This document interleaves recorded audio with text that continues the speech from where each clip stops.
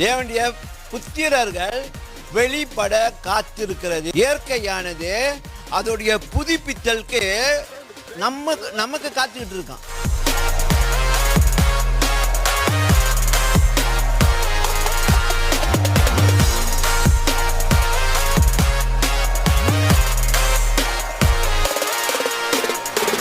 இந்த பூமி கூட வேதம் சொல்லுகிறது கொரிந்தியர் புத்தகத்தில், அது ஆவலோடு கர்த்தருடைய குமாரர்கள் வெளிப்பட காத்திருக்கிறார்களாம். கர்த்தருடைய தேவனுடைய புத்திரர்கள் வெளிப்பட காத்திருக்கிறது. இயற்கையானது அதோடைய புதுப்பித்தலுக்கு நமக்கு காத்துக்கிட்டு இருக்கான். நமக்கு காத்துக்கிட்டு இருக்கு. நம்ம வெளிப்படும் பொழுது அது புதுப்பிக்கப்படும். You know that இயேசு கிறிஸ்து வரும்பொழுது நம்ம அவரை போய் சந்திக்கிறோம், அவரை எஸ்கார்ட் பண்ணி பூமிக்கு வருவோம். வரும்பொழுது இந்த பூமியோடைய நிலை 100% ட்ரான்ஸ்ஃபார்ம் ஆயிரும். நம்மளும் 100% ட்ரான்ஸ்ஃபார்ம் ஆயிரும். அப்போ எப்படி ஆயிரும் பூமி?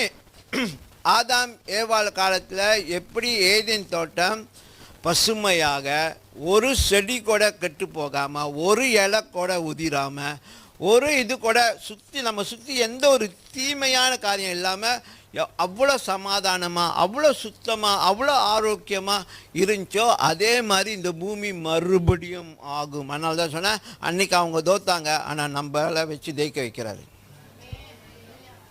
ஆமென். அதுக்கு இயேசு கிறிஸ்து என்ன செஞ்சார்? வேண்டியதை செஞ்சு முடித்து நம்ம கையில் ஒப்படைச்சிட்டார். இதுக்கப்புறம் நீங்கள் பூமியை ஆளுங்க. பூமியை நீங்கள் தான், இந்த காலத்தில் நம்ம தான் ஆளணும். ஆனால் நம்ம என்ன செய்கிறோம்? I am a weak la. I'm a weak vessel. I'm a very weak vessel. ரொம்ப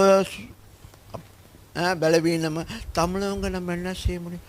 பணம் பலம் இல்லை, ஒன்றும் இல்லை. ஆனாலும் உங்களை கொண்டு தான் செய்ய போகிறார்.